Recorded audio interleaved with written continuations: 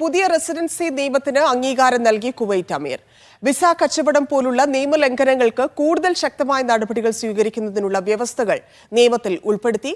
ഔദ്യോഗിക ഗസറ്റിൽ പ്രസിദ്ധീകരിച്ചു കഴിഞ്ഞാൽ നിയമം നിലവിൽ വരും. അമീറിന്റെ ഉത്തരവിന്റെ അടിസ്ഥാനത്തിൽ 7 അധ്യായങ്ങളിലായി 36 ആർട്ടിക്കിളുകൾ പുതിയ റെസിഡൻസി നിയമത്തിൽ ഉൾപ്പെടുത്തി. 1959 പഴയ നിയമത്തിൽ ഭേദഗതി ഉൾപ്പെടുത്തുകയും പുതിയ വെല്ലുവിളികൾക്ക് പരിഹാരമാർഗങ്ങൾ നിർദ്ദേശിക്കുകയും ചെയ്യുന്നു. നിയമം ഔദ്യോഗിക ഗസറ്റിൽ പ്രസിദ്ധീകരിച്ചു കഴിഞ്ഞാൽ പ്രാബല്യത്തിൽ വരും. പുതിയ നിയമപ്രകാരം രാജ്യത്ത് പ്രവേശിക്കുന്നതിനും പുറത്തുപോകുന്നതിനും എല്ലാ പ്രവാസികൾക്കും കാലാവധിയുള്ളതും സാധുതയുള്ളതുമായ പാസ്പോർട്ട് കൈവശം വേണം. GCC പൗരന്മാർക്ക് ഇതിൽ ഇളവ് അനുവദിച്ചിട്ടുണ്ട്.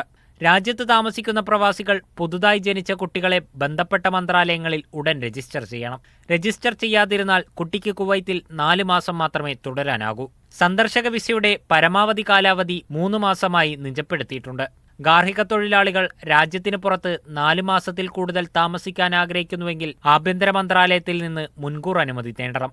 മറ്റു തൊഴിലാളികൾക്ക് രാജ്യത്തിന് പുറത്ത് 6 മാസം വരെ താമസിക്കാൻ അനുവാദമുണ്ട്. ഗാർഹിക തൊഴിലാളി ജോലി വിട്ടുപോയാൽ സ്പോൺസർ 2 ആഴ്ചയ്ക്കുള്ളിൽ ആഭ്യന്തര മന്ത്രാലയത്തിൽ പരാതി നൽകണം. സാധുവായ റെസിഡൻസി പെർമിറ്റ് ഉണ്ടായാലും വിദേശികളെ നാടുകടത്താനുള്ള അധികാരം ആഭ്യന്തരമന്ത്രിക്ക് നൽകിയിട്ടുണ്ട്.